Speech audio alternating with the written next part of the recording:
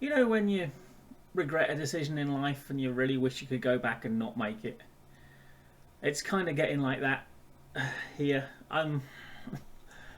The idea of the South Coast Showdown was really intriguing and enticing, but by God, Portsmouth are making it bloody hard work. Let's go and see what they've been up to this time.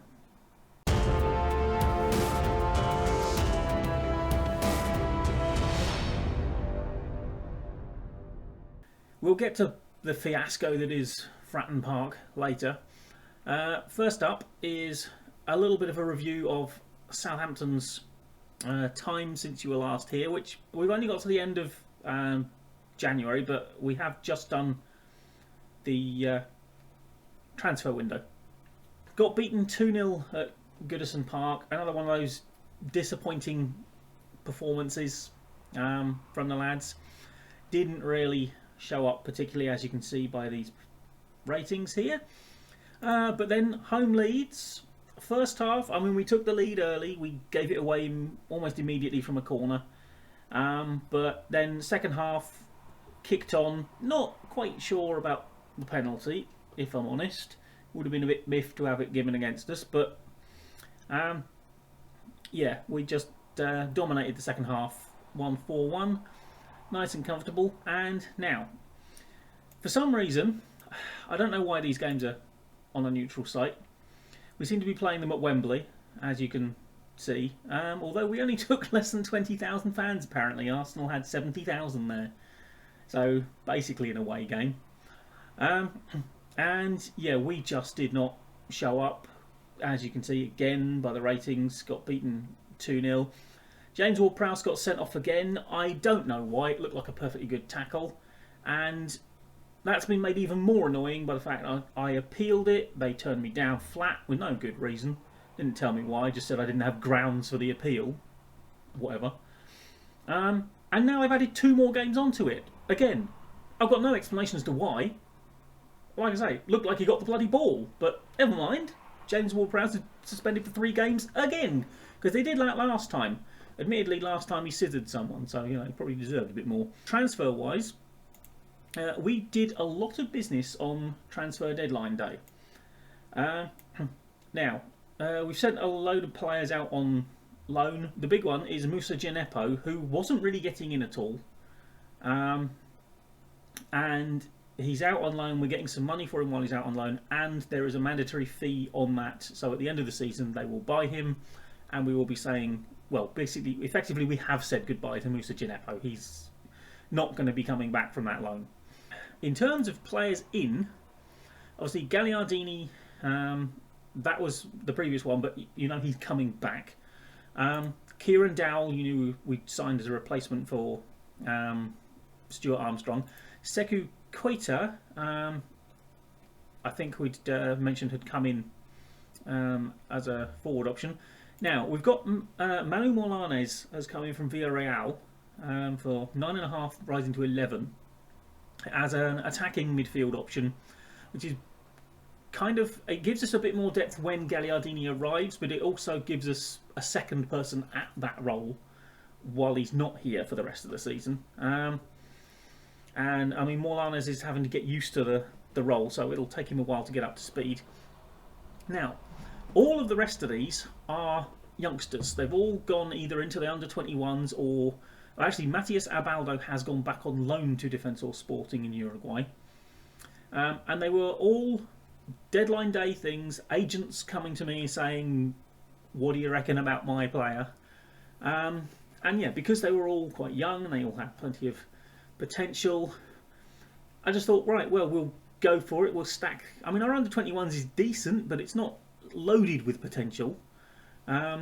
So it was just a question of, we can afford every single one of them. The wages aren't that much. So, yeah, let's go for it. I mean, Matias Abaldo is probably... Yeah, I mean, I'd go for him as the inverted winger on the left that we play, because he's got a reasonable amount of pace. Again, I'm 18 years old. Brian McKinnon, Aussie from Perth Glory. Again, another one, and he, being right-footed, actually would play him as the advanced playmaker. which he's not too bad at. Needs to improve on his passing and everything, but you know, again, 18 years old. Marco Soldo, defensive midfielder. Although, well, I tried to loan him out to Portsmouth. Obviously, I accepted the deal. He didn't want to go. What does that tell you? But yeah, so ball-winning midfielder, probably certainly in that defensive midfield slot. 19 years old, bags of potential. And now a Leo, who is Brazilian, central midfielder, more of an attacking midfielder. Although that said, his tackling is pretty darn good. But I don't think he's got it in him to be sort of like box to box, and I'm not sure about his passing. No, his passing's not really good enough for that. So yeah, I think probably more of an attacking midfielder. Lacks a bit of composure, but again, he's got time to develop that. Emil Hoyland, forward, not really an advanced forward, but that's what we'll be training him as, so hopefully he'll become more of one. And again, reasonable amount of potential. Again, tried to get him out on loan to Portsmouth. He didn't want to go there either. And Leo, I also agreed a loan deal for, and he didn't want to go either. So, yeah, everyone's avoiding the toxic wasteland that is Fratton Park. Who else we got? Lee Roberts, who was completely free, American. Not the greatest, but he was basically, I was prepared to take the risk because he was going to be free. The others, obviously, I've had to pay a fee for. Him, it's just the wages. And, I mean, we'd be using him as a centre-back, and his passing's not a disaster, so with our training facilities, who knows? He's professional, he's very consistent, so I think he might become a little better than they reckon, possibly. If he's not, we'll just sell him again. And another one, again, we'll be training as a centre-back, I think. Yes, we are training as a centre-back. Yeah. Joshua Eze, German, 19 years old. Again, decent potential, very consistent, reasonable determination. So, yeah, we've got high hopes for that little batch. And I mean, if nothing else, it should make our under-21s a pretty decent side, because I mean, a lot of them are like 1.5, 2 stars for the first team. So, right, let us get to Wembley, I believe, again. Yep, 90,000 tickets sold. And see if we can actually show up this time. That'd be really useful, wouldn't it? Obviously, no James Ward-Prowse. Pathé Ciss comes in for him. Morlane is taking the place of Selim Amala in midfield, because I've kind of given up on the tie, effectively. So I may as well try and get him some match sharpness out of it. Okay, here we go. I mean, you can see, I mean, their form has been fantastic. Ours has been patchy, to say the least. Right, yeah, you need to improve, because you weren't very good, were you? Right, you lot, faith in you, blah-de-blah-de-blah. I mean, Saka tore us a new one. He was everywhere in that first leg. I still just don't understand why both legs of this are at Wembley. I mean, is that a thing now? I don't know. Don't understand it. But, right, actually, let's just go positive. We may as well. Why not? Give it a whirl. Oh, Odegaard's gone off injured. That's handy. They've had well, their first shot had no XG whatsoever. And, okay. Yeah, I mean, God, this is a dull one, isn't it? Good Lord. This might be a lot, folks. It might be a really short episode, although there's quite a bit to get through at Fratton Park. Yeah, it doesn't look like they're really that bothered, and we certainly haven't particularly shown up. So, right, shooting needs to improve. That normally gets a rise out of them. Sekumara. Okay, Sekumara, you've not really done anything, have you? So let's give Koita a bash. Why not? What have we got to lose apart from a League Cup semi-final? I mean, it's not like we haven't got to Wembley, is it?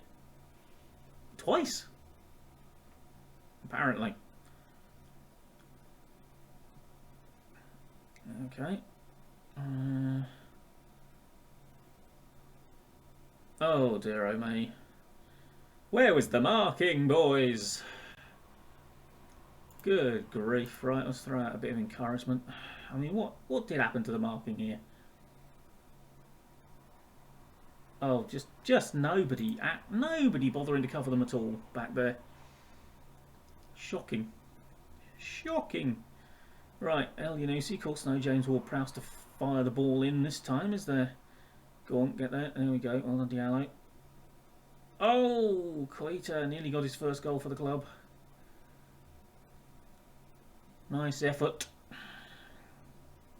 And a shot on target, which makes a nice change.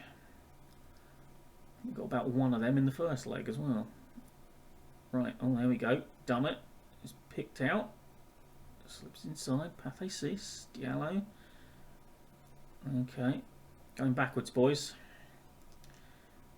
Right. Go on, Aribo. Koita. Oh! Blazes it over. And I'm not saying we get back into it, but I mean, at least we're making a little bit of a fight of it, I suppose. Anyone we can go? Oh, El Yunusi's playing very badly indeed. Yeah. Sheldorup's still out, so it'll have to be Adam Armstrong, I suppose. Right, Perrault, he needs a bit of sharpness, so let's get him on. Salusu's been disappointing. Chaleta Sarr can come on. Right, that'll do. Okay, looks like we're going to lose both legs, but I expected nothing less against Arsenal, to be perfectly honest. We're a mile away from that sort of level. Let's just fire them up for the last 5 minutes. I mean, it's been a better performance. We've out XG'd them. We've been FM'd. I can't really complain too much. It was a reasonable fight. It would have been more disappointing to lose this leg like this if we'd have done all right in the first one and still been in it. Because to kind of play reasonably well and lose 1-0 to that goal would have been annoying. 2-0 down already, not that bothered. So let's just tell the boys. It's disappointing we didn't win, but hey ho. Right, well here we are, Portsmouth. Let's catch you up with what's been going on in the league. Obviously, you knew we'd. Oh no, it was the Fleetwood game, wasn't it? That was the one we lost before we said goodbye last time. Yeah. Then we played away to Bolton. They're going well. Didn't expect that much. It gave me that tiny little bit of hope. Another Roden Curtis absolute stunner. Cracking volley from the edge of the box to get us a goal in injury time that, you know, just maybe. And then it was a kick-off highlight and it was like, well, is it just going to be the end of the match, or is it going to be, you know, amazing drama? No, it was us actually throwing it away again and conceding the third goal. So, well done, boys. Then home Exeter, 23rd in the league, Exeter, who we didn't play that badly against, created more chances, should have been ahead by half-time, conceded a goal 3 minutes into the second half and lost. So well done again, boys. And then, just to complete the set, got beaten easily 3-0 at Peterborough. So, yeah, managed to lose every single game in January. Which, you know, is brilliant, isn't it? 8 games without a win after that 4-1 win against MK Dons, where everything started looking like it was going well. See, I mean, this 4 games here was Trevor Mark II's first 4. And, I mean, we had the Accrington game, which we should have won. And the other 3 games, which, you know, we scored 10 goals. We won them all. Admittedly, one of them was against League 2 opposition. But, you know, that's just getting us ready for next season at the moment. Because, yes, ladies and gentlemen, we are in the drop zone. I have changed the tactic again. We've gone 4-4-2. I'm trying to make it simple for them. One of my big problems, and I will just show you what I mean, is the fact that apparently we're only allowed a squad of 22 players. Under 21s don't count, but we haven't got any good young talent. This is our problem. I mean, we've got like Josh Griffiths, who's not ours. Oluwayemi, who I let go on loan because I thought we had two reasonable goalkeepers, i.e. Josh Griffiths and Bonham, who you will notice is missing from this list. More on that later. Lee and Sears were signed basically because they were better than all the rubbish we had in the under-18s that we might have been able to bring up. This lad is out on loan still. I don't know if I can bring him back from the loan, actually. I can't, so he's lost to us for the season. We've got, Liam Vincent, who's out on loan. Mingy I've sent out on loan because I had to trim squad numbers. So yeah, basically, Reed, no good. Gifford, no good. Tyree Wilson, I signed. He's not really starting quality. He's a backup. Dane Scarlett, of course, not ours. So, we just haven't got any particular talent that's not 21 already. And trying to find players who are, good enough. And every time I find someone who is good enough to sign, they're over 21. And that means I have to drop someone else from the squad. So it's a really difficult balancing act. And someone's going to get very upset. Because, Denver Hume here, he's on a promise apparently to give him a fair amount of playing time. He's not even registered for the squad. So he's not going to play. I had a whole thing with Owen Dale and Connor McLennan. And again, I'll show you more on him in a minute as to which one of those was going to make the squad.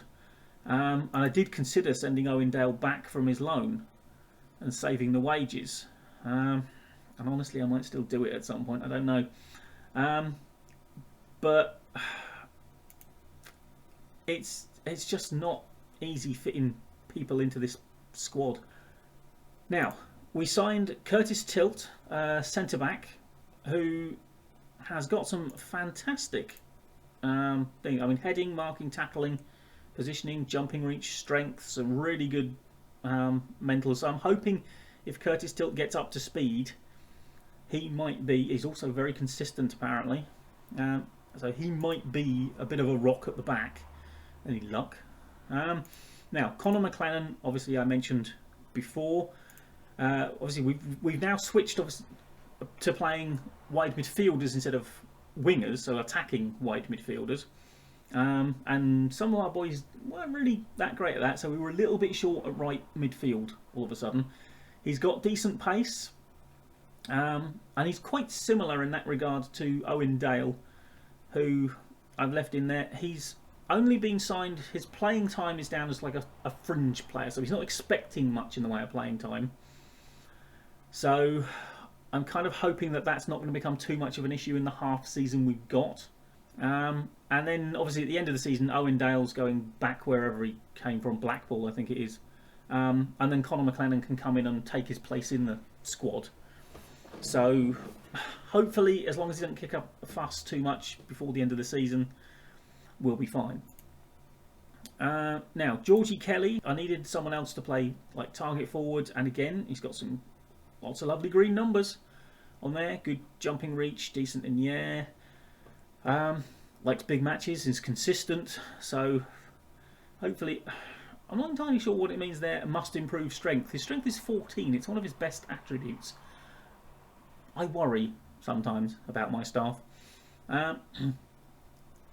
But yeah, we've signed him for a few years, so hopefully he will prove himself. And now, Jack Walton, our new goalkeeper, who has come in to replace Jack Bonham. Or is it Jack Bonham? Or, yes, it was Jack Bonham. So a Jack for a Jack.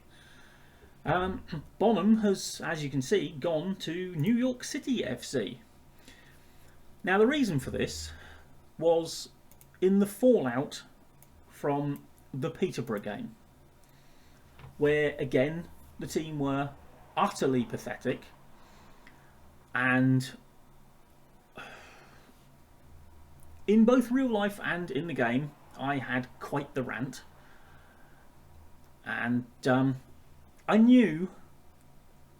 just knew that someone was going to come and complain that they didn't like my team talk. I was not in the mood for someone complaining about that, especially someone who's made the sort of horrible error that Bonham has made earlier this season, which did actually get him dropped, you'll remember. And if Griffiths wasn't injured, Bonham wouldn't have been in the side to be on the receiving end of that tirade. But he came and complained, and basically I was in absolutely no mood to give way at all. So every negative answer I could find, I gave it to him, and ultimately that meant that he basically requested a transfer immediately. So I was like, right, okay then, fine. On deadline day, we get an agent come to us saying, oh, what about Jack Walton? And I looked at him and I thought, yeah, okay then, he looks good enough to replace Bonham. So as you can see, fairly similar, but definitely Walton has a physical sort of, or a speed edge, and mentally he's that bit better. So not a lot of difference, to be honest. And then throwing one final little spanner in the works, Jack Bonham, his agent suddenly comes to me and says, oh, he wants a £20,000 payment because of loss of wages. I was like, I don't think so. Fill in the blank. And eventually I went to negotiate it, and I got it down to 15,000, and it was just like, right, well, just to get you off the continent and away from me, because at the moment I'm likely to just slap you silly. I agreed to it, and he went, and Jack Walton has come in, and we will see what happens with this Portsmouth side. The club atmosphere is poor. The fans have turned on this version of Trevor Skate already. He's got an E. Although they do like the signing of Jack Walton. Ultimately, they can't get rid of Trevor Skate, because if they, as we know, if they sack him, I'll just replace him with Trevor Skate Mark III. And if we end up in League 2, fine, we'll rebuild from there. But by God, it's sucking the life out of me. It really is. I apologise for rambling on and kind of semi-ranting about this, but it's been one of the most frustrating jobs I've ever had on Football Manager. But we'll persevere, we'll plug away. They are condemned to Trevor Skate whether they like it or not. I don't know when we'll be back, because obviously Saints are now out of both cups. Portsmouth are long since gone in the cups. If we get to a point where Portsmouth are do or die for survival, we'll do that. If Saints get interested in Europe, we'll have a look at that. But otherwise, it might really just be until like sort of May before you see this save again. Yeah. Again, like, comment in any way you see fit to point out what I'm doing wrong, why I should abandon the experiment completely, or any other points you may have to make. And thank you for joining me, and I will see you next time. Bye bye.